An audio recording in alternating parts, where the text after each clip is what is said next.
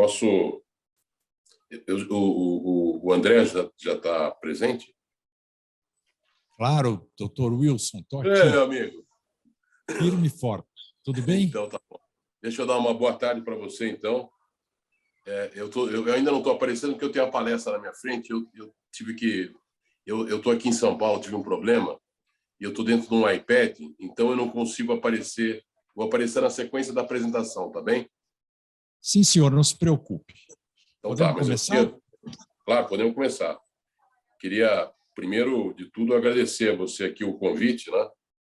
Aliás, agradecer aqui a Associação Comercial, meu chefe é daí, o Ed Kogut, talvez esteja conosco também. Eu não sabia que você tinha um centro de estudos, mas, obviamente, agora sabendo, fico orgulhoso de estar contigo aqui, a Faculdade do Comércio de São Paulo e a Federação das Associações Comerciais do Estado de São Paulo pelo convite aqui e a oportunidade de falar um pouco nesse ciclo de palestras de vocês, Os Caminhos do Futuro, sobre essa transição energética para uma economia de baixo carbono, que é o assunto, eu diria assim, da semana, mais por conta da COP26, né? Mas eu posso afirmar a vocês que é o assunto do século, né? Especialmente dessa primeira metade do século. Então, é uma satisfação estar podendo compartilhar com vocês um pouco da visão nossa aqui sobre esse tema que a gente entende que é muito relevante mesmo, muito oportuno. Se você quiser, então, André, eu começo aí a apresentação depois das suas palavras, se você quiser falar alguma coisa. Bom, obrigado, Wilson. Hoje nós temos a segunda apresentação do nosso ciclo de palestras Caminhos do Futuro, que é oferecido pela Faculdade de Comércio de São Paulo, com apoio da Associação Comercial de São Paulo e da Federação das Associações Comerciais de São Paulo, a FACESP. Quero cumprimentar aqui o presidente Alfredo Kutait, agradecer, e também o diretor-geral da Faculdade de Comércio, Wilson Rodrigues, e do diretor acadêmico, Dr. Roberto Macedo. Está comigo aqui o Hubert Alqueres, professor Hubert Alqueres, diretor do Colégio Bandeirantes, e amigo de muitos anos e organizador comigo do ciclo de palestras. O tema de hoje é a transição para a economia de baixo carbono. E o palestrante é o Wilson Ferreira Júnior, presidente da Vibro Energia. O palestrante ele foi presidente da Eletrobras, presidente da CPFL Energia, diretor da CESP Distribuição e presidente do Conselho da Bandeirantes Energia. Ele foi também, quando era diretor da CESP, fundador comigo da Abrad, e foi diretor e depois foi presidente da Abrad. O Wilson participou, quando eu era presidente da CESP, ele era o braço direito, praticamente, lá, com outros diretores, até chamavam o Wilson de primeiro da classe, tal como ele era aplicado. E ele participou conosco da reestruturação e da privatização da CESP, da CPFL e da Comgás. O Wilson é engenheiro eletricista pela Universidade Mackenzie e administrador de empresas.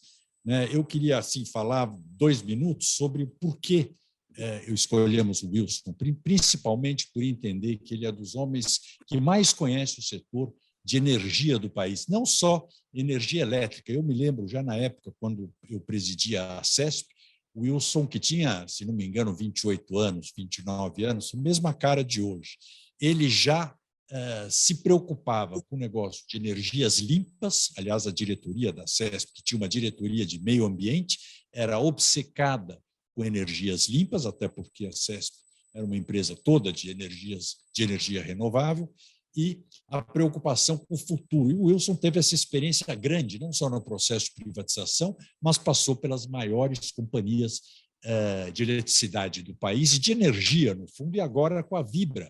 Para quem não sabe, a Vibra é a antiga BR Distribuidora, portanto, uma empresa nova, que já com a chegada dele já mudou de nome para Vibra Energia. Eu, com ele que eu aprendi, com o Wilson, com a diretoria da CESP, aprendi não chamar a CESP de uma empresa só de eletricidade, sim uma empresa de energia.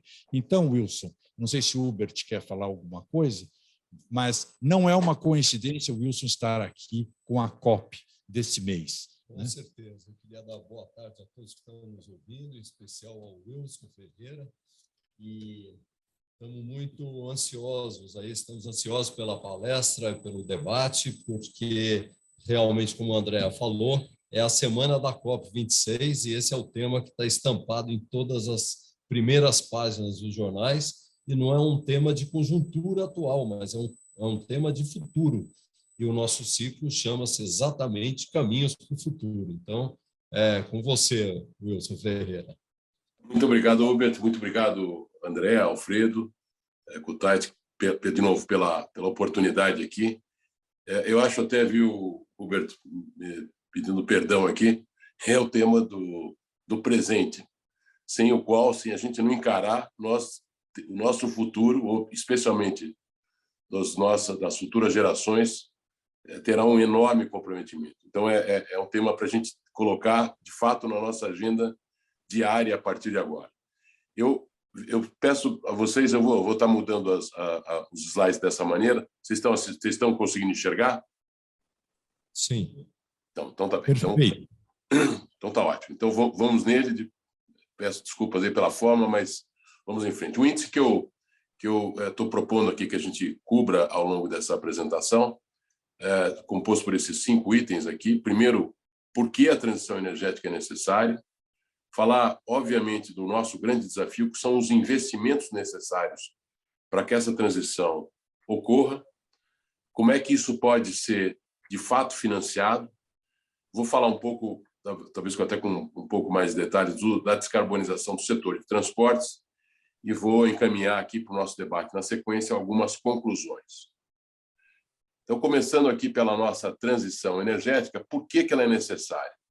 A gente olha aqui as emissões de carbono no mundo, esse gráfico demonstra claramente, a principal razão de emissões é a produção de energia elétrica. Então, 70%, como vocês podem ver, das emissões de CO2 no mundo, de gás de efeito de estufa, esse é o principal, são com energia elétrica. A indústria, nos seus processos produtivos, fica com 6%, a agricultura com 11%, resíduos com 5%, e o uso da terra e desmatamento com 8%.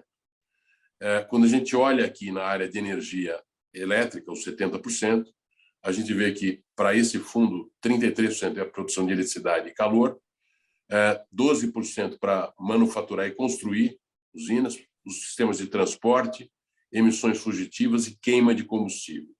Mas eu queria deixar, talvez nesse primeiro momento aqui, claro que o desafio que nós temos é o desafio da energia elétrica. No mundo, a energia é responsável, como eu falei, por 70%. No caso brasileiro, é só por 6%. Isso daqui já coloca em pauta uma diferença importante. O mundo tem um desafio, o mundo fora o Brasil tem um desafio maior do que o Brasil. No Brasil, 80% da energia elétrica que nós produzimos já é de fonte renovável. Então, nós estamos um pouco à frente disso. Eu vou mostrar também que na área de transporte, que é um segundo uso importante que gera emissões, o Brasil também é pioneiro no uso do biocombustível e nós temos uma condição também diferenciada em relação ao mundo. Aqui, passando, então, direto para o contexto atual, né? Globalmente, energia é a maior fonte de emissão de gases de efeito de estufa. E o contexto global, o contexto geral que nós temos aqui, são mudanças climáticas e políticas ambientais. A gente deve olhar esse tema sempre a partir de 1992, quando a gente começa a ter as conferências para a mudança de clima, e é desse momento, né, que a gente começa a ter a procura por novas fontes de energia, basicamente renováveis. Quando a gente olha as crises de petróleo, que são da década final da década de 70, começo da década de 80, a gente tem as incertezas com relação ao preço do petróleo. Isso, obviamente, orientou. E, André, até para contextualizar, eu entro na CESP em 80, na verdade, como estagiário, 81 como engenheiro, exatamente para viabilizar um programa que, à época, era extremamente importante para a companhia, que era exatamente o programa da eletrotermia, onde o Brasil buscava, naquele momento, fruto da crise dos preços de petróleo, que aumentaram brutalmente, substituir fontes de petróleo, caldeiras a óleo, etc., fontes que usavam petróleo primariamente, fornos, etc., para a gente utilizar a hidroeletricidade. O Brasil tinha, naquela ocasião, dois grandes desafios. O desafio de concluir Itaipu, e esse desafio foi vencido já no início dos anos 80, e a CESP, que tinha entrado em 79 com um grande programa de construção de usinas hidrelétricas, que André liderou aqui, na época que fomos diretores, a conclusão de todas elas. Mas já naquela época, no começo dos anos 80, o Brasil já se colocava, e é o início da minha carreira, e, curiosamente, no fim dela eu vou fazer exatamente a mesma coisa, ou seja, achar instrumentos para que a gente faça, de fato, a transição energética de uma economia que era baseada, e é ainda hoje baseada, em uso de fontes que emitem muitos gases de efeito estufa, basicamente petróleo e carvão, por uma economia onde se use fontes renováveis de produção de energia elétrica e biocombustíveis, de tal maneira a eliminar essa possível crise econômica, crise energética global, oferecer à população, nós estamos vivendo aqui no próprio Brasil um momento de segurança energética bastante, eu diria assim, pequeno, né? Nós estamos aqui com a dependência grande da questão da hidrologia e, obviamente, com o desafio global, que é o da redução dessas emissões. Eu vou mostrar por quê. E essa figura que eu estou mostrando agora é a demonstração disso. Vejam só, então nós estamos aqui trazendo o gráfico das nossas ditas emissões desde 2015, época em que a gente teve aqui a COP15 em Paris, e aqui nós temos basicamente as possibilidades, né? Àquela época se convencionou que nós deveríamos tratar o tema das emissões de tal maneira a limitar a temperatura, o aumento de temperatura do planeta em 1,5 graus, que é esse chamado cenário 3. Nesse cenário 3, nós teríamos que ter emissões acumuladas em 2050. Então, quando a gente fala do net zero em 2050, é exatamente por isso, de tal maneira a limitar o aumento de temperatura a 1,5 graus. Só lembrando que nós já estamos com 1,2 graus a mais desde aquela ocasião. O segundo cenário que se coloca como possível é um aumento de temperatura menor do que 2 graus. Aí nós seguiríamos essa curva verde. E o cenário amarelo, infelizmente, é o cenário que nós estamos na trajetória atual. Observem que, sob o ponto de vista de emissões acumuladas, no cenário 3, nós estamos falando aqui de 300 a 450 gigatoneladas de carbono em 2050. No cenário que nós estamos seguindo, se nada for feito, nós chegamos a 1.230. Lembrando que em 2037 nós atingiríamos já o limite estabelecido para que a gente chegasse a 2050. Quer dizer, hoje, a 2 graus de temperatura, limitando aqui em 790 gigatoneladas de carbono. Então, nosso desafio é esse. Nós caminhamos para mais de 3 graus.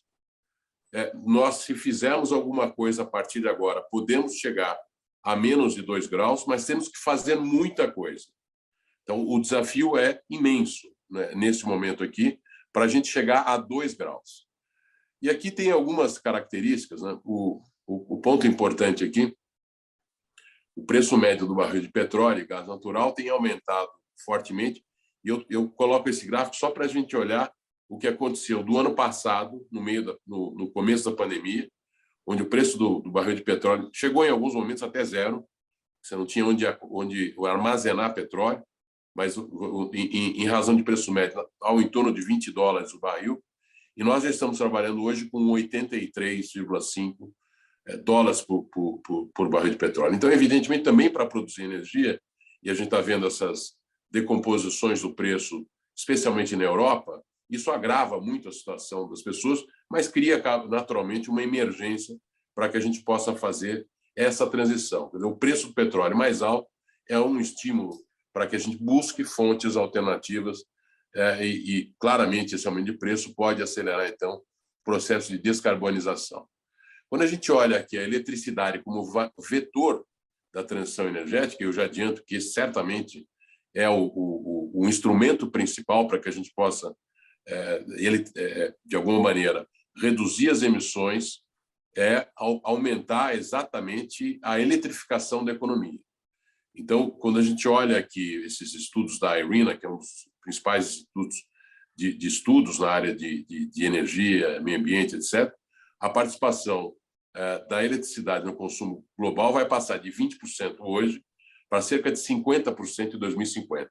E a gente vê todos os demais combustíveis, notadamente o carvão sim, deve ter uma redução expressiva, possivelmente ser eliminado, e o óleo combustível, os dois mais escuros em cima, são aqueles que perdem espaço para a eletricidade, para outras fontes renováveis, para a biomassa moderna, como a gente tem aqui no Brasil, vindo de cana-de-açúcar, etc.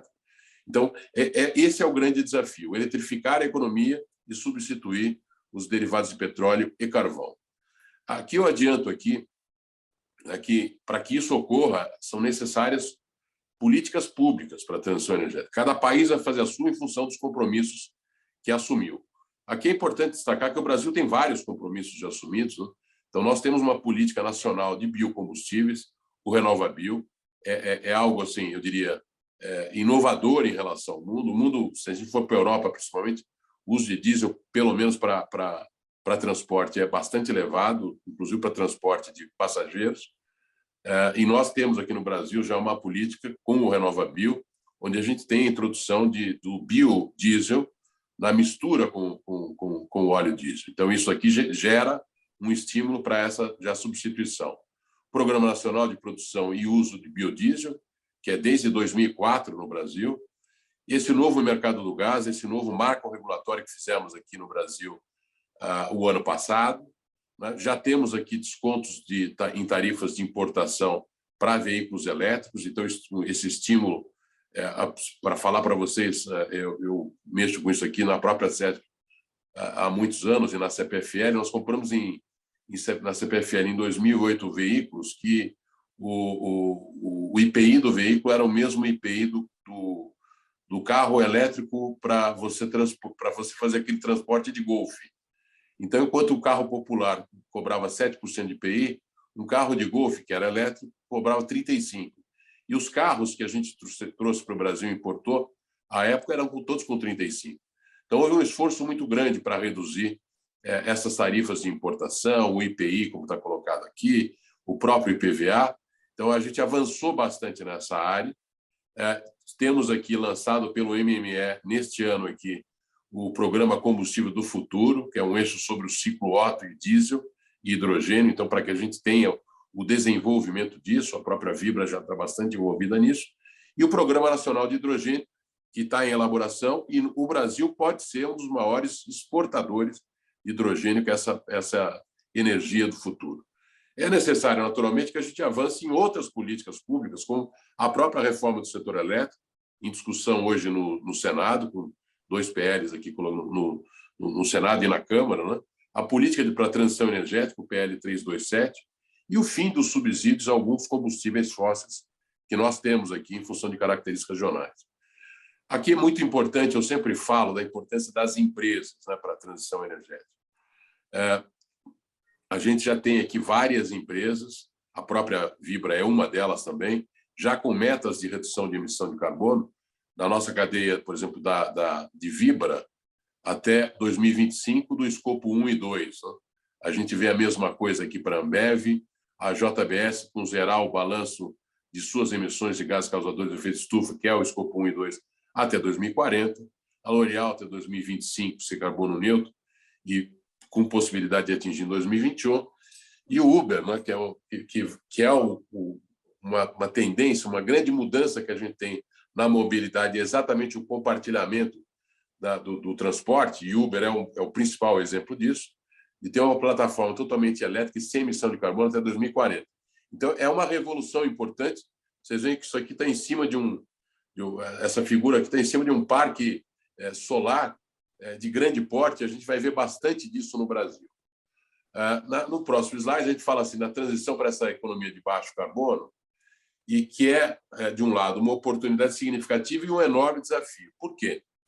A oportunidade é que a gente vai poder comercializar soluções de baixo carbono, incluindo essa geração limpa de energia elétrica, catalisando o mercado emergente, mas o desafio é o montante de capital necessário para transportar isso. Então, a solução, eu diria assim, energética já existe. E o Brasil é, hoje, possivelmente um dos países com o maior potencial dessas energias alternativas, né, renováveis alternativas, solar, eólica, biomassa, etc. Mas o desafio que o mundo vai viver é o desafio do investimento, né? Nós vamos, para essa transição ser eficiente, nós vamos ter que ter uma coordenação entre o setor público, instituições de pesquisa, as empresas e os fornecedores de capital, e vamos ter que ter sempre parcerias com o setor privado para o desenvolvimento dessa infraestrutura. Observe nesse slide aqui a grande transformação aqui, né? A maior parte do aumento da demanda de energia se dará em países em desenvolvimento. Vocês veem aqui os países da OCDE em verde e vejam que eles têm uma certa estabilidade ao longo desse período, em termos de consumo de energia. Eles estão praticamente com o mesmo nível que a gente tem aqui em 2020. Mas observe o crescimento de China em azul, observe o crescimento da Índia em azul claro, os dos demais países da Ásia em amarelo, a África e os outros países em desenvolvimento em cinza.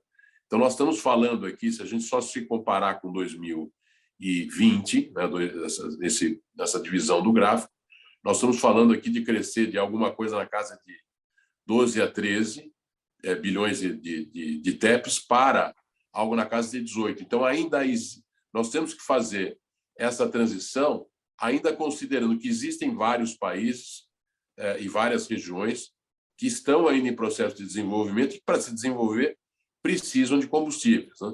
Os combustíveis fósseis ainda vão responder por cerca de 50% da demanda de energia em 2040. Vejam aqui do lado direito, por fonte, né? Nós vamos ver aqui que o petróleo continua sendo a fonte principal, o gás natural é o energético importante para a transição energética, o carvão ainda tem um espaço relativamente grande, mas o que cresce, de fato, em relação ao que a gente tem hoje, são as energias renováveis, a energia hídrica e a energia nuclear. Pois bem, agora tem aqui um slide da redução percentual de consumo de combustíveis para a produção de energia em relação a 2020. Então, observe aqui, no lado esquerdo, nós estamos falando aqui no aumento de temperatura aqui limitado aqui a 1,5 graus. Quando a gente olha aqui a redução percentual em termos de produção de carvão, nós teríamos que ter aqui entre 70% e 89% de redução. Aqui eu estou falando de 70% e 81% em 2030. É uma redução, imagina fechar 80% das usinas operadas a carvão e 90% até 2040. Então, isso é necessário para que a gente tenha essa transição, limitando aqui 1,5 graus. Quando a gente olha na parte de cima, do lado direito, a gente está falando de óleo combustível, que é o principal energético das termoelétricas que operam no Brasil, por exemplo, que a gente vai substituir agora até 2025. São as termoelétricas que foram feitas pós o racionamento nosso de 2001. E aqui nós estamos falando de uma redução de 42% até 2030 no mundo e até 2040 em 65%, olhando o percentil 75%. E a gente tem aqui ainda também o gás natural, que vai ser, óbvio, o gás natural, como eu falei, é o energético da transição, ele vai ter reduções menores, né? Mas ainda assim, até 2040, nós podemos esperar 46%. Então, a mudança é violentíssima, porque, como eu falei, 80% da geração de energia elétrica no mundo está apoiada fortemente nesses 3 energéticos aqui colocados. Vamos falar agora um pouco de Brasil. Vejam o Brasil aqui, a evolução aqui do consumo potencial de eletricidade. Esses gráficos são, a origem é o Plano Nacional de Energia, da EPE, da nossa empresa de planejamento energético, e observem que o Brasil também, se a gente olhar a comparação de 2050 com 2015, nós estamos falando em crescer 3,3% num cenário de expansão da economia, ou 50% ainda no cenário de estagnação. Quer dizer, nós podemos esperar, no caso brasileiro, claramente, uma multiplicação por cerca de 3 vezes para que a gente atenda a demanda elétrica das pessoas num cenário de desenvolvimento econômico e social pretendido para o Brasil. Então, o cenário ainda é de expansão, como eu falei, da nossa capacidade instalada. E aqui vale a pena começar a olhar as emissões de CO2 por setor nos países, né? Então, veja no caso dos Estados Unidos, né? Nós estamos falando aqui nos Estados Unidos, o principal uso para emissão é a produção de energia. Observe na China, então, nos Estados Unidos é 34%, na China é 28% das emissões são causadas por geração de energia, e quando a gente vai para o Brasil é só 6%. Agora, a gente vai pegar um outro uso, aqui eu queria chamar a atenção, no caso dos Estados Unidos, uso para transporte. Eles são muito parecidos com o Brasil, né? O modal rodoviário é um modal que coloca toda a produção de bens, serviços, grãos, etc. É o caso brasileiro, são 14%, na China são 13%. O que é diferente para a gente, pessoal? É o tema da agropecuária, que tem sido falado fortemente. Nós somos um grande país de agropecuária, dos maiores do mundo. Então, o uso da agropecuária tem uma emissão muito grande, mas o nosso principal desafio é o desafio do uso da terra. E aqui nós estamos falando de desmatamento fortemente. Observe que isso nos Estados Unidos é muito baixo, ainda é grande no caso da China. Mas aqui eu só quis colocar de uma forma clara que os desafios dos países são diferentes. Certamente o nosso não é o da energia elétrica, o nosso é do uso da terra e da agropecuária, avançar nesses dois setores. Nós temos uma redução importante a obter aqui. E, no caso dos países, certamente é conter a emissão para a produção, especialmente de energia elétrica, e ainda com o uso agropecuário. As emissões por setor, a gente vê aqui no Brasil, observe nesse gráfico que a gente tem aqui na parte de processos industriais, nós estamos aqui relativamente estáveis, né? Na parte amarela é a agropecuária, também estável. Nós tivemos uma mudança importante no uso da terra, no caso brasileiro, mas voltamos a subir. Então, tivemos um avanço e agora temos uma certa regressão. Observe que, no total das nossas emissões, nós tivemos, aí, de fato, de 2004 para cá, uma redução importante, mas voltamos a subir, e voltamos a subir basicamente por conta das mudanças no uso da terra. Como eu havia colocado, a situação do Brasil é distinta dos demais países. As maiores emissões de CO2 estão associadas à terra e à agricultura, porém as emissões de CO2 relativas aos setores de energia e indústria vêm crescendo, elevando suas participações.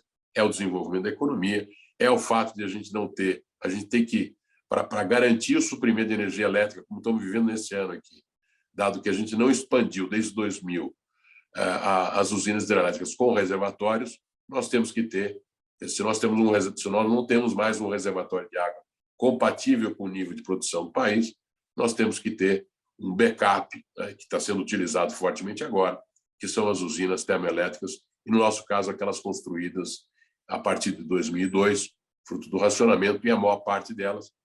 Lembrar que, na época, o país não tinha uso expressivo de gás natural, nem exploração. Isso acontece em alguns países, quando você tem problemas, principalmente, por exemplo, de temperatura, caso americano, etc., porque para você viabilizar a existência de um gasoduto, você tem que firmar o uso daquela energia.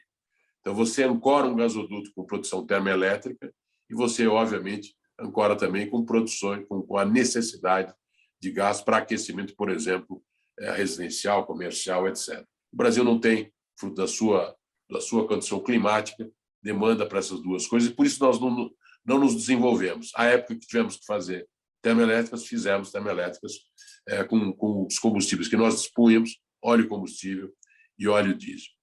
Nesse caso aqui, nesse slide, a gente está mostrando as emissões do setor de energia no Brasil, as emissões de CO2 aqui, vocês veem fortemente crescendo aqui no tema de combustíveis. Observe que na parte de geração de eletricidade ela cai, né? ela se estabiliza. Nós temos aqui uso residencial e uso agropecuário também baixo. E no caso do consumo de combustível, aqui sim, a gente já vê os nossos desafios, né? Diesel de petróleo, gasolina automotiva, o etanol, e observe que o crescimento do etanol faz uma queda da própria gasolina automotiva, lembrando que a gente tem uma gasolina com uma mistura de 27% de etanol. E que a gente vê o crescimento assim nessas outras, né? O biodiesel, observe assim, parece pouco, mas é um crescimento expressivo, né? Passando, inclusive, o biodiesel você consome mais hoje do que o querosene de aviação, e o gás natural muito estável. Então, a área de transporte, que é a maior emissora do setor de energia, emitiram 196 megatoneladas de carbono em 2019, que representa um aumento de 1% a 2018, e ocasionado principalmente pelo acréscimo de demanda de combustível. Vamos agora passar, então, feito isso, acho que a conclusão que eu queria dar nesse momento aqui é: nós temos um desafio muito grande para manter a temperatura abaixo de 2 graus, idealmente 1,5 graus. Ponto número 1. Ponto número 2. O desafio dos países são diferentes, e o nosso é bastante diferente da maioria dos países. Não significa que nós não tenhamos desafios a enfrentar. O nosso maior é com o uso da terra, o do mundo é com a produção de energia elétrica. Os países terão desafios de substituição de óleo combustível, óleo diesel, gás natural e carvão, especialmente, para reduzir as suas emissões. No caso brasileiro, nós temos aí o desafio de mexer, como eu havia colocado, nos temas ligados à agropecuária e, especialmente, o desmatamento. Vamos agora aos investimentos. Primeiro, colocar aqui, no caso da matriz energética brasileira, e aqui nós estamos falando de todos os combustíveis, esse também é um gráfico da EPE, e vocês podem observar aqui como o caso brasileiro é interessante, né? Nós temos aqui o uso do petróleo e derivados de 36%, caminhando aqui para 2030 para uma participação relativa de 30%. Então, é uma redução de mais de 20% percentualmente.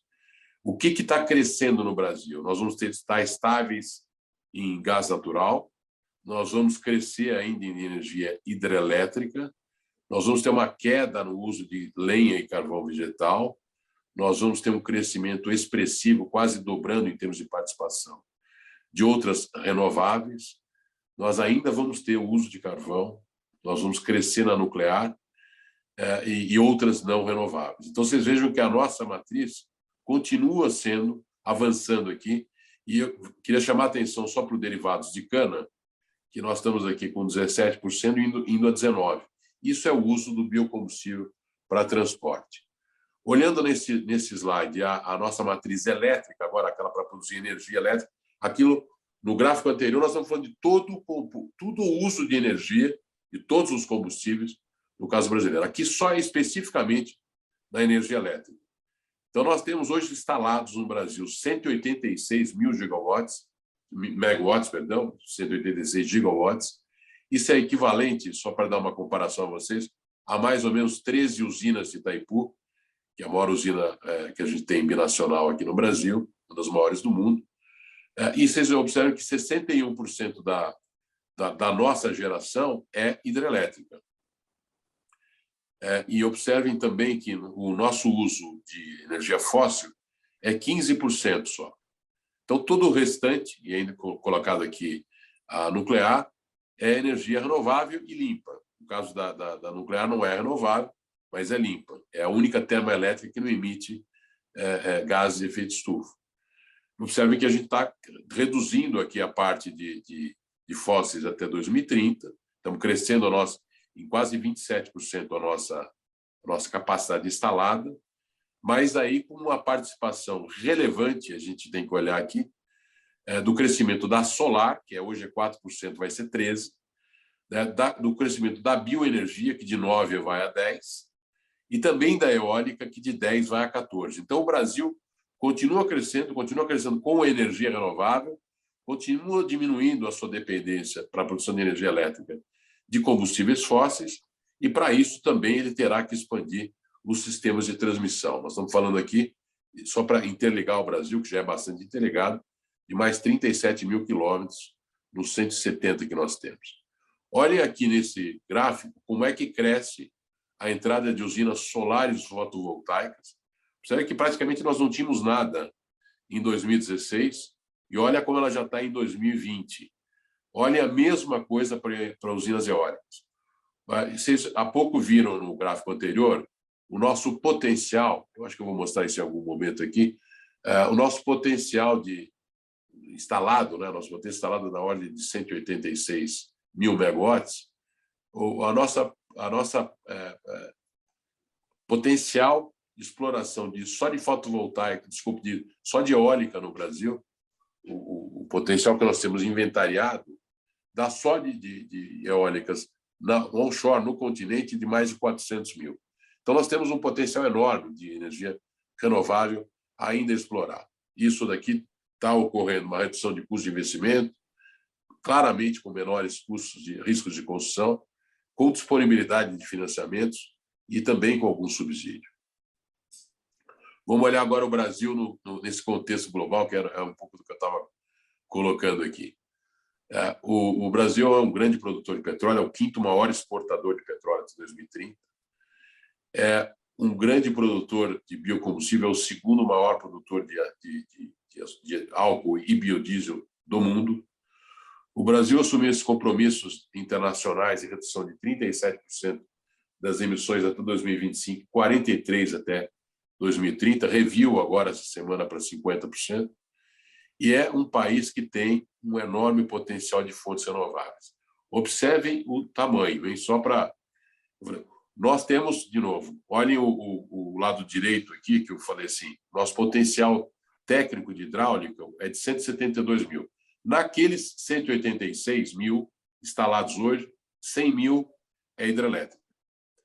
E nós temos ainda mais 172 para fazer. Mas o 109 está aqui, a gente tem mais 172 se quisesse fazer. Na capacidade eólica, nós temos 18 mil megawatts ou 18 gigawatts instalados. Nós podemos expandir a 440. Observe que na solar nós temos quase 10 mil mega hoje. Nós podemos ir a 28 mil, que seria 28 milhões de mega. Então, vejam, nós não teremos, claramente o Brasil não terá nenhum problema de suprimento de energia renovável para enfrentar os nossos grandes desafios. E aqui eu estou olhando só o Brasil, participação do Brasil, em algumas das estatísticas energéticas, como vocês podem ver. Isso fica como algumas curiosidades. Eu achurei aqui a China, né, em produção de barril de petróleo, o Brasil está lá embaixo também, né, na importação de barris por dia. Então, a China normalmente é o principal, e o Brasil está sempre aqui entre os 8 maiores países do mundo, em qualquer uma dessas avaliações ligadas aqui, não só ao consumo, à produção, mas também, naturalmente, em relação às emissões. E aí nós vamos aqui ao desafio, pessoal, o investimento necessário para essa transição energética no mundo. Nós estamos falando aqui nos próximos 30 anos, de 90 trilhões de dólares, para que a gente possa fazer essa transição, notadamente nesses temas que estão aqui colocados. A entrada de energia renovável, a entrada de energia nuclear, o provimento de eficiência energética nos processos já existentes, a entrada de gás natural, a rede de transmissão para interligar tudo isso e os sistemas de captura de carbono. A fonte desse dado são as Nações Unidas. Então, o desafio de fato, de grande porte. Olhando aqui o investimento que a gente teve de 2019 aqui no mundo, já dá para perceber que essa transição já começou. Observe no gráfico, do lado direito, né, no investimento que foram feitos aqui em fontes renováveis, foram 3 vezes maiores do que em combustíveis. Então, a gente olha aqui os combustíveis dessa área cinza, 95 bilhões de dólares, dá 22%, e na área amarela, as renováveis, 65%. Então, isso já está acontecendo. E o Brasil é um bom exemplo disso. E a vantagem disso, amigos e amigas, é exatamente para além do benefício que a gente vai ter, certamente, decorrente da redução das emissões, são os empregos criados por $1 milhão investidos em energia renovável e eficiência energética. Observe aqui, dos 58 milhões de trabalhadores do setor de energia elétrica, 11 já trabalham em geração renovável. Cada $1 milhão investido em energia renovável cria 25 novos empregos. Cada $1 milhão investido em eficiência energética, mais 10 empregos. E são empregos de qualidade, né? E aqui a gente olha aqui, no caso brasileiro, a necessidade de recursos que nós temos aqui no PDE, então, olhando aqui até 2030, 2021 a 2030, para aquele crescimento que eu havia colocado, cerca de 50 mil mega, que estão aqui compartilhados entre hidrelétrica, eólica, etc. Vocês veem claramente o crescimento da eólica, a geração distribuída, que é solar, o crescimento do gás natural, o crescimento solar. Nós estamos falando de 183 bilhões de reais na geração centralizada e de mais 93 bilhões de reais na dita geração distribuída, que é aquela que a gente coloca na nossa casa, nos telhados dos shoppings, etc. Então, aqui também fechando esse tema do investimento, o grande desafio certamente é o do investimento, pelo tamanho dessa transformação, e, de novo, ela é maior no mundo porque ele tem que substituir 80% da sua produção que emite mais carbono do que o suportável para o nosso planeta. E como é que pode ser financiado?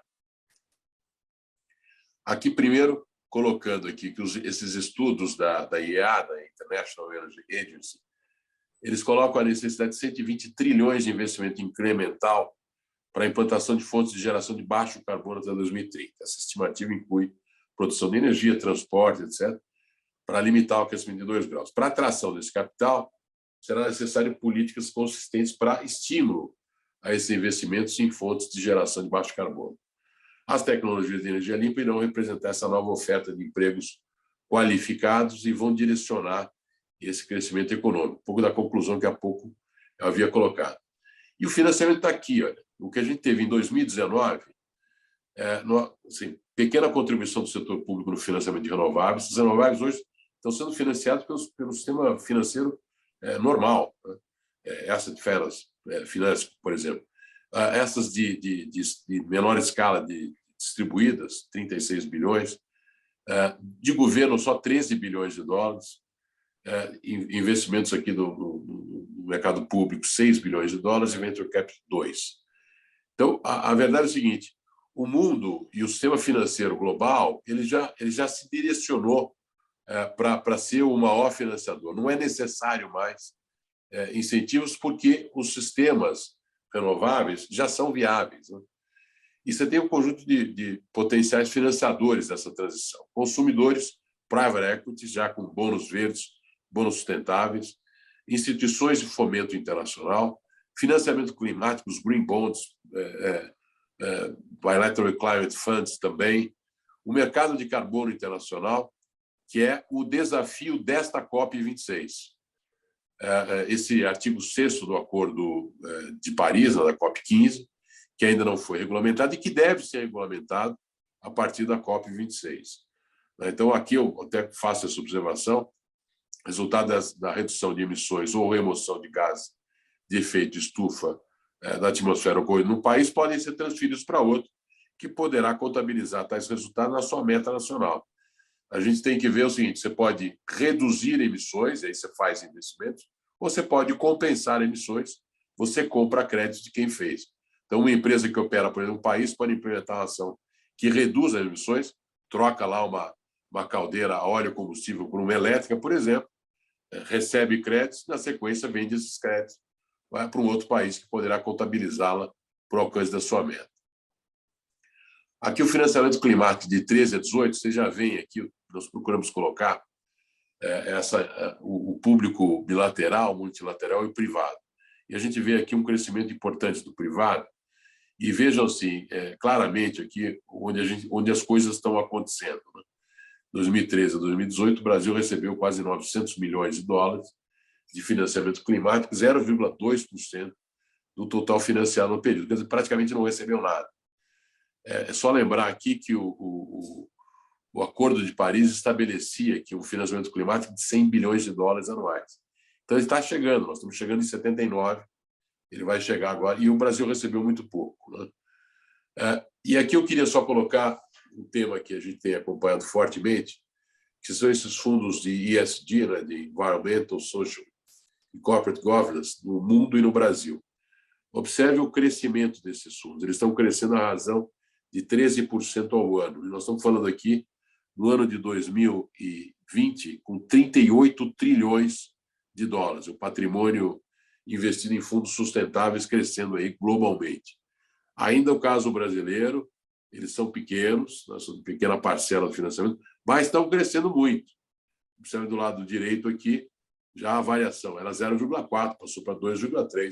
Quer dizer, é um crescimento bastante expressivo, 204% de CAGR em 2 anos, contra 13% do aumento dos demais financiamentos. E aqui algumas coisas que até tenho um grande orgulho. O mercado verde no Brasil, a CPFL, na época que eu a dirigia, emitiu o primeiro título verde para a construção de usina eólica no estado do Rio Grande do Norte, foram 200 milhões. E aí você já tem vários exemplos fazendo a mesma coisa. A Suzano emitiu um CRA verde no mercado doméstico de 1 bilhão. Em 2017, o BNDES lançou um FDIC de energia renovável para financiar ativos e projetos no setor de energia renovável. O fundo já possui 13 ativos nessa carteira. O Burger King, em 2019, emitiu o primeiro CRI verde de 18 milhões para financiar usinas de geração energética de energia fotovoltaica para fornecer para as próprias unidades da rede, na geração distribuída. Os fundos de investimento verde no Brasil já têm mais de 5 trilhões sob gestão. Os fundos de investimento de renda fixa e multimercado têm uma participação de 60% nesse total. E os ETFs no Brasil têm pouca relevância, com 0,5% do mercado de verdes. Caminhando agora para o final, fala da descarbonização do setor de transportes. Então, em verdade, aqui a descarbonização da matriz energética brasileira passa por esse consumo de combustíveis no setor de transporte. Observe aqui, óleo diesel com 44%, gasolina com quase 30%, etanol quase 10%, o etanol anidro, que é o que a gente mistura na gasolina, com 7%, querosene de aviação 4%, biodiesel 3,3%. Então, 20% do consumo de transporte de combustíveis do consumo de transporte é de combustíveis renováveis. O Brasil tem um caminho encaminhado no sentido de ampliar o consumo de renováveis no setor de transporte, e, de acordo com essas premissas do RenovaBio, os biocombustíveis serão responsáveis por quase 30% do setor de transporte em 2028. O segmento automobilístico no Brasil, nessa transição energética, estou colocando aqui porque isso não é tão óbvio. Primeiro, tem essa consolidação do papel do carro como serviço, não como aquilo que uma parte de nós, da nossa geração, era um item de primeira necessidade, da afirmação pessoal de todo mundo, estava a conquista do carro. Hoje você vai pegar um jovem de 18 anos, ele quer se transportar, ele quer ter acesso ao Uber, né? Ele não quer ter o trabalho, ter o carro. Então, é a mudança no critério de mobilidade compartilhada. Ele tem que ser conectivo, tem que ter conectividade, tem que ter essa coisa da capacidade de gestão inteligente dos dados, porque você vai para o transporte autônomo em algum momento. E a transição dos veículos de combustível fóssil para veículos elétricos, isso é que o mundo está buscando, ou biocombustíveis. Pouca gente olhou ao tema do biocombustível. E o caso brasileiro é impressionante, porque nós temos a menor emissão de gás de efeito estufa por quilômetro percorrido pela nossa frota, fruto basicamente do biodiesel na composição do diesel, do etanol anidro na gasolina e da nossa frota flex, que utiliza etanol. E, evidentemente, então, todos esses avanços, né, vão levar aqui uma tecnologia autônoma para sistemas acoplados ao ar. Vejam aqui as rotas para diminuição da pegada de carbono no setor de transporte. O biocombustível, aqui nós estamos colocando aqui já exemplos que acontecem aqui, no caso brasileiro e mundial. E o biocombustível, o licenciamento de tecnologia de geração pode ser essencial para o etanol ser commodity global. Isso já a Raízen, que é o maior produtor que nós temos aqui no Brasil, junto com a Copersucar. Nos veículos pesados, a Scania já lançou caminhões movidos a GNV e biometano, que a Vibra está hoje já num trabalho de revenda. A Bosch está olhando o HVO para ônibus e caminhões no Brasil. Isso é tudo de agora, pessoal. Nos elétricos, as montadoras, os veículos elétricos, anunciam novos modelos de carros elétricos que serão lançados no Brasil em abril de 2021. Todas essas montadoras estão com veículos elétricos no Brasil. Nos pesados, a Volkswagen e a Daimler já estão colocando aqui opções de veículos de transporte elétricos, né? A Volkswagen já tem um caminhão de entregas elétricas.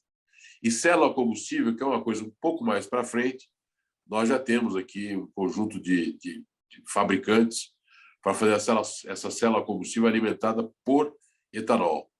E no caso dos veículos leves, e no caso dos veículos pesados, a gente tem aqui a Volvo e a Daimler com sistemas de célula de combustível. Então, é uma tendência. Isso que eu queria colocar para vocês, para a gente ter clareza da importância das opções que nós fizemos aqui no Brasil. Quando você olha o ciclo de vida do veículo, desde a fabricação do veículo e o uso na sua vida útil inteira, a gente vai ver o seguinte, que um veículo a gasolina, ele tem aqui uma emissão de 199 gramas de CO2 por quilômetro rodado. Quando a gente olha a gasolina brasileira, que tem 27% de etanol, ela é só 180. Quando a gente olha o veículo brasileiro só movido a etanol, 93. Aí observe, quando a gente vai para a Europa, com a matriz elétrica da Europa, que é aquela que tem mais emissão de CO2, porque tem mais uso de gás natural, de óleo combustível, etc. Lá são 133 gramas. Quando você vai para uma matriz elétrica como a brasileira, que é 80% renovável, já cai para 95. E aí, quando a gente vai pegar o veículo híbrido, então, esse do meio era para veículo elétrico, certo? O veículo híbrido, que é aquele que tem o motor a combustão e o elétrico, que é a maior parte da nossa frota, se você pegar o veículo híbrido a etanol, no caso brasileiro, você vai a 86. Então, observem que quando a gente vai olhar a vida útil, ou seja, o quanto vai ser emitido para ter um veículo e ele rodar ao longo de toda a sua vida, a melhor alternativa seria um veículo híbrido com etanol brasileiro, que ele só emitiria 86 ao longo de todo esse período. O esforço que a Europa vai fazer para que a gente tenha aqui o veículo elétrico, ele vai fazer com que o veículo a gasolina venha de 199 para 133.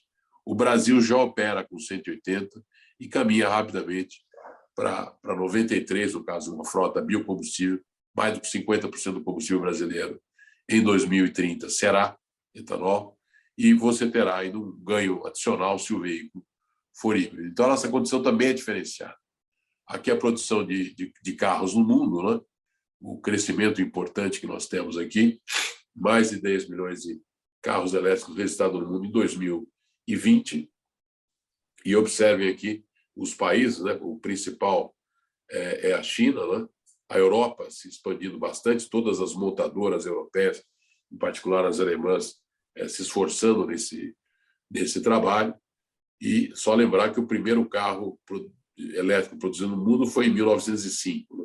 Mas nós estamos vendo, tal como a energia eólica e a solar, um crescimento importante. E só a gente olhando aqui 2020 contra 2019, um crescimento de 40%. A produção de carros elétricos, globalmente, hoje nós já temos 380 modelos de fabricantes diferentes aqui de elétricos, né? Os elétricos puros e os híbridos já disponíveis para compra. A participação disso aqui é 5,5% hoje, previsão que chegue em 2026 a quase 13%. A China é a maior frota de carros elétricos, com 4,5 milhões de unidades. E vejam o crescimento dessa produção. No mercado global, de elétrica chegou a 175 bilhões de dólares em 2019, e em 2026 o mercado será de 725 bilhões de dólares. Isso explica por que a Tesla é a empresa de veículos hoje que produz menos e que vale mais, porque esse é o potencial que ela tem. Aqui vocês têm a previsão da indústria automobilística de parar a produção de veículos a combustível fóssil. Observe que uma grande concentração aqui, já até 2030, várias terminando, né? E as remanescentes vão até 2040. Então, nós estamos falando realmente de um veículo que você vai ficar com estoque, naturalmente, né? Mas os novos veículos tendem a ser ou híbridos, ou elétricos, ou a hidrogênio. e acho que essa daqui é meu último slide, colocar algumas conclusões para vocês. Primeiro, a transição energética já começou, aquilo que eu falava para o Hubert ao início. Segundo, o Brasil, com recursos abundantes, está extremamente bem posicionado para a transição energética. Eu costumo falar sempre o seguinte, que no momento em que o mundo escolher produtos e serviços pelo grau de emissão que cada um desses produtos ou serviços tem, o Brasil está sempre entre os 3 países de menor emissão do mundo, se a gente fizer a nossa lição de casa, relativa especialmente ao tema do uso da terra. É vital a redução das emissões associadas ao desmatamento, que falava há pouco. A redução da emissão do setor de transporte deve ser prioridade na transição. Então, o transporte realmente é algo que a gente tem que fazer essa transição, e nós temos essa vantagem competitiva do uso dos biocombustíveis, seja do etanol, seja do biodiesel. O Brasil precisa avançar no estabelecimento de políticas públicas para estimular a redução da emissão de CO2. Nós não temos isso. Quer dizer, a gente vai demandar no mundo hoje a política de crédito de carbono, e a gente precisa fazer alguma coisa para cá também.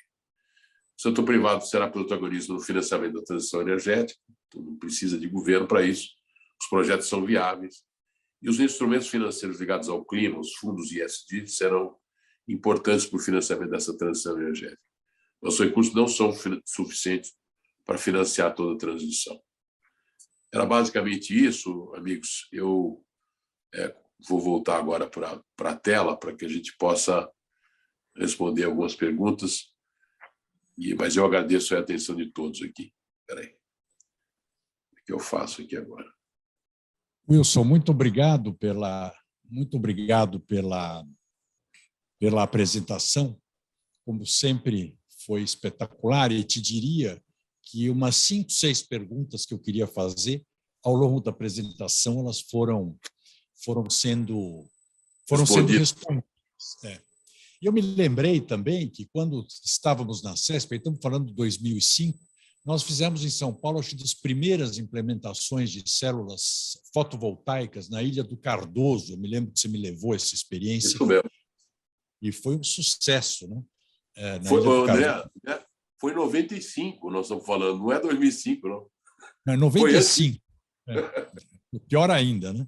Mas eu lembro bem disso, e que todo mundo se assustava com a ideia, e o custo era altíssimo. Me lembro quando eu levei para o governador Covas, ele ficou assustado com o custo por casa, né? Mas a gente via que era uma tendência. Tem uma pergunta aqui do Hélio Augusto, que está nos assistindo, Wilson. Desculpa o horário, então pode responder dentro do que você puder. É o seguinte: existe possibilidade de sucesso em um acordo global para reduzir as transmissões sem a participação efetiva da China?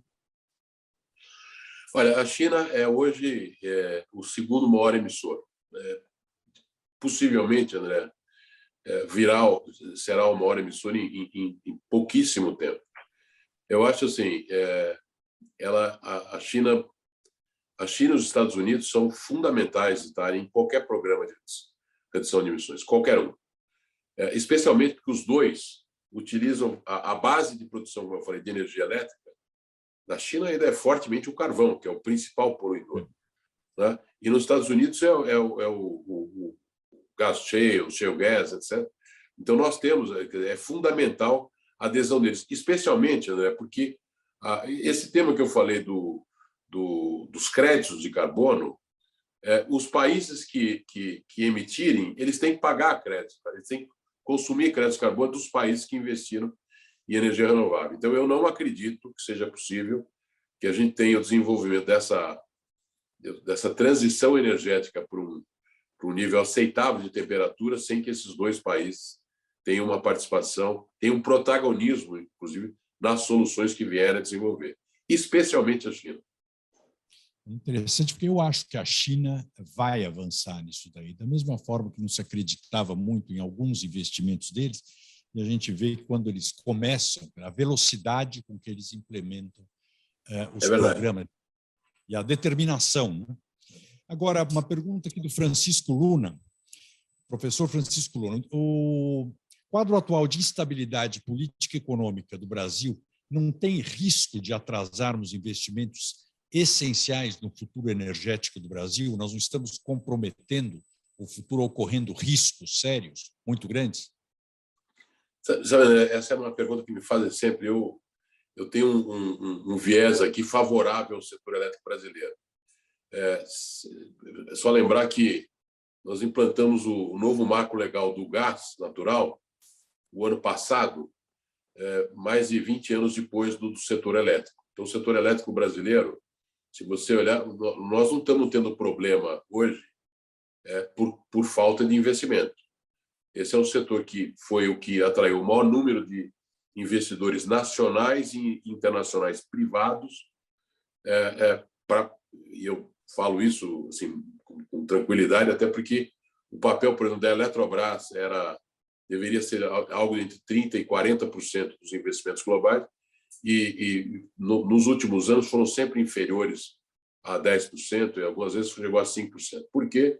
Porque nós conseguimos atrair fruto, do marco legal do setor elétrico, que é muito robusto, desde 2000, ele é da época do Fernando Henrique, aperfeiçoado na época da Dilma. É um modelo que tem, como eu tenho colocado aqui, esses investimentos da ordem de 300, 400 bilhões, que dá uma média de 40, 50 bilhões de reais anuais.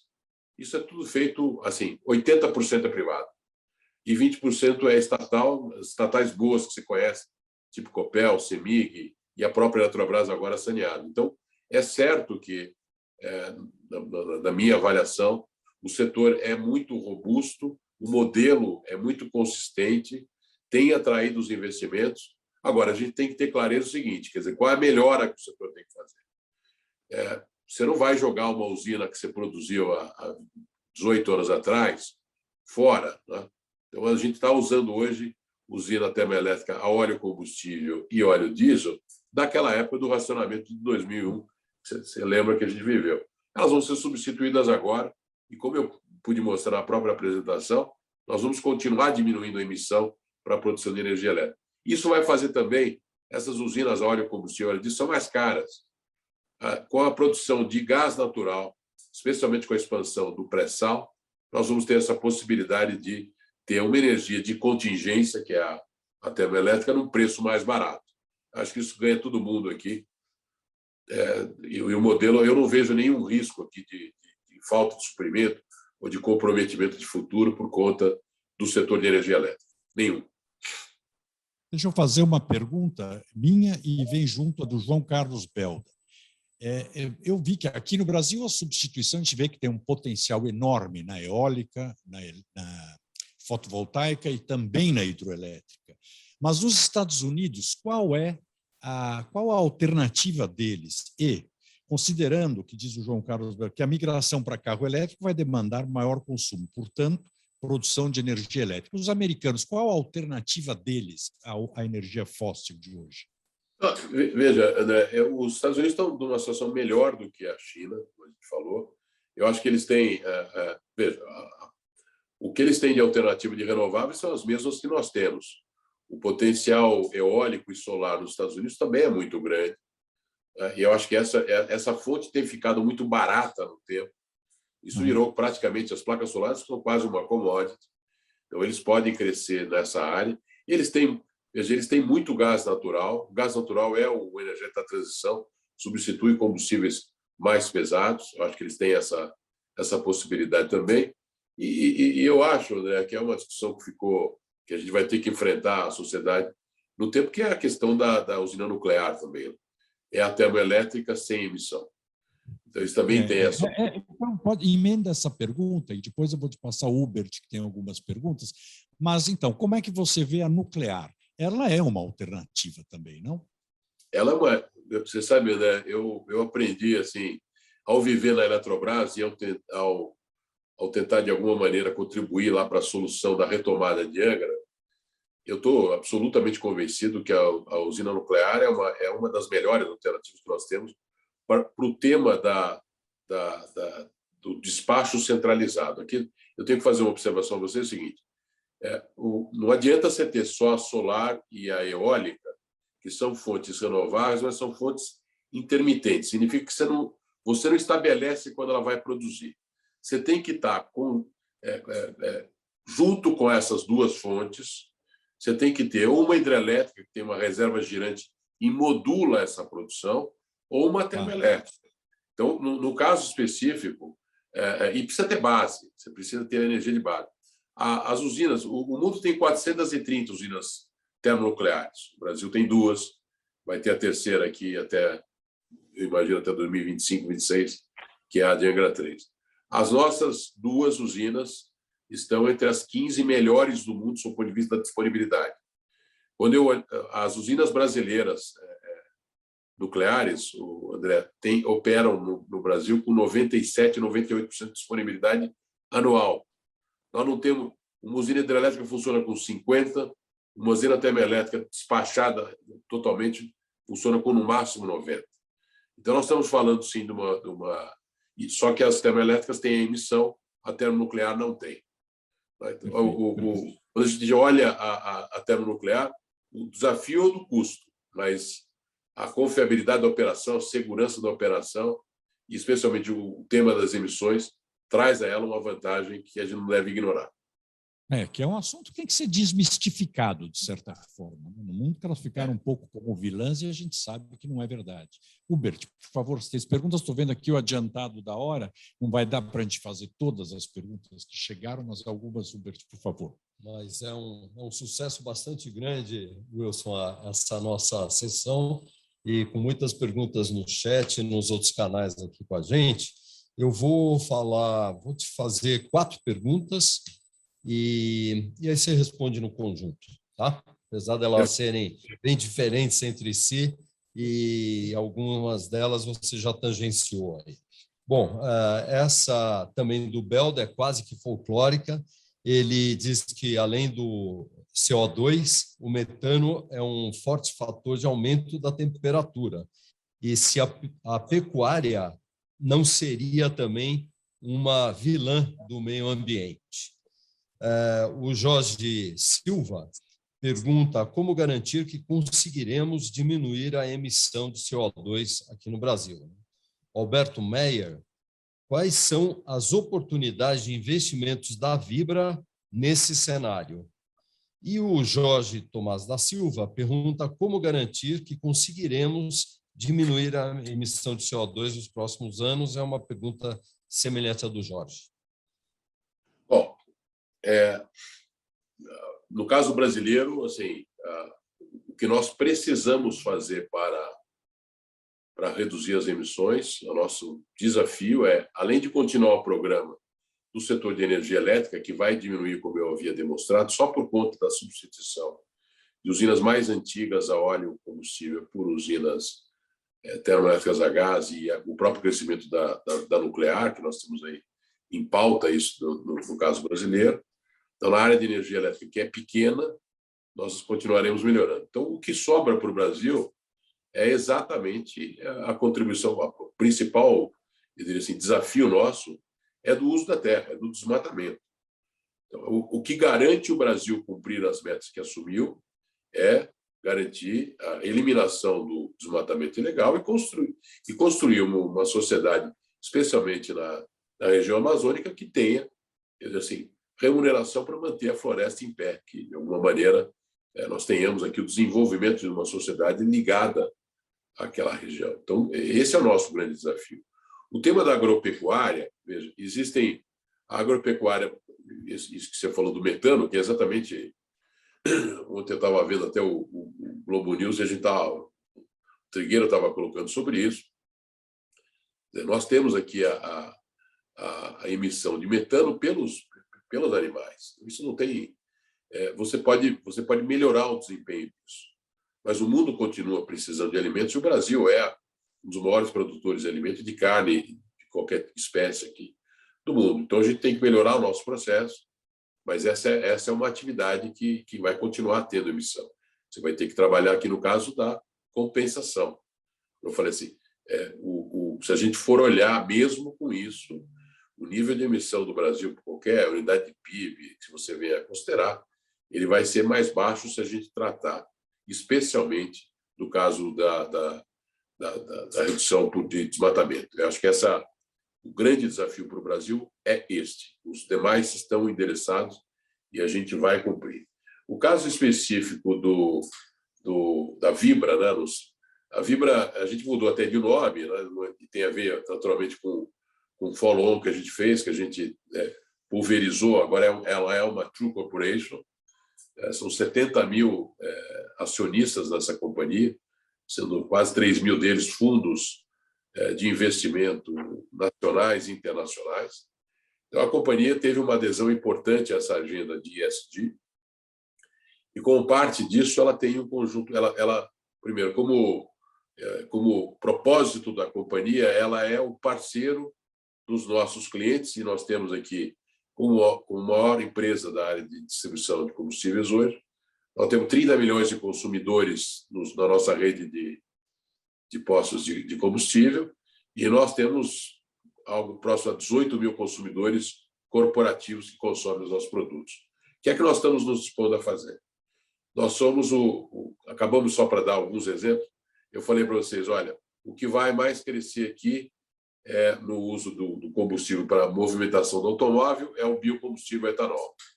Nós acabamos de estabelecer uma joint venture com a Copersucar, que é o maior produtor brasileiro de etanol, uma plataforma de comercialização de etanol, inclusive para exportação, de tal maneira que a gente possa aumentar. Não somos o maior comprador, eles são o maior vendedor, e nós possamos alimentar com outros fornecedores e outros compradores e baixar o preço do combustível.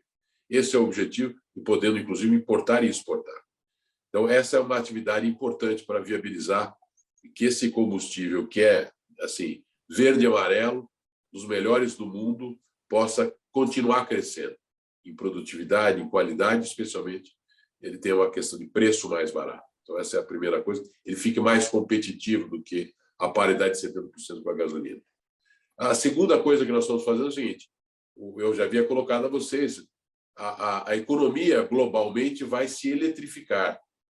E, no caso brasileiro, a gente já tem um marco legal que viabiliza as pessoas, as empresas, a migrarem para o Mercado Livre, a fazer parte de uma geração distribuída. Nós compramos uma empresa, metade de uma empresa, estabelecemos a joint venture, com a maior empresa desse segmento hoje, que é a Comerc e a Perfin. Só para vocês terem uma ideia, nós estamos fazendo, nesse momento, 2.000 megawatts de solar no Brasil. Essa companhia, em 4 anos, se transforma na maior plataforma de energia solar para comercializar qualquer tipo de cliente, corporativo ou individual, através de geração distribuída. Também está na eólica, e é uma empresa que tem a gestão do consumo das empresas em processos muito bem estruturados. Ela é a maior disso, já faz isso para 3.500 grandes consumidores. A Vibra atende 80 em cada dos 100 maiores consumidores brasileiros. Então, é uma sinergia muito grande para que, de fato, nós possamos ser a empresa que provê, tecnicamente, os estudos, as opções e os combustíveis para que você faça essa transição. Eu diria assim, essas duas coisas, seja na energia elétrica, seja no tema do biometano, desculpa, eu acabei esquecendo de falar disso. Uma coisa é o metano, que é exalado pelos animais, outra coisa é o biometano, que é produzido a partir da vinhaça da cana-de-açúcar. A vinhaça é um resíduo, um rejeito do processo produtivo, que gera, que inclusive reduz a produtividade do etanol brasileiro. Então, nós fizemos essa associação com a ZEG e vamos estar, como eu mostrei aqui, já existem caminhões operados a biometano.